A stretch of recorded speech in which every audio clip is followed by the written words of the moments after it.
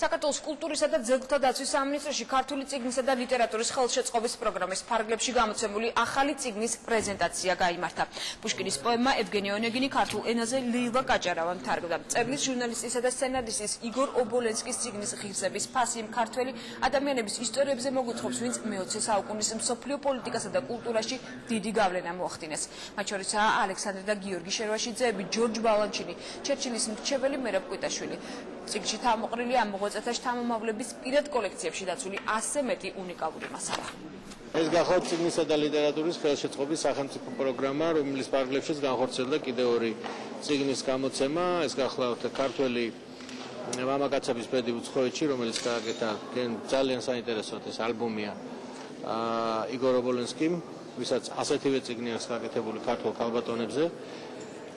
და მეორე არის პუშკინის უკტავი რომანის ევგენი ონეგინის ქართული თარგმანი.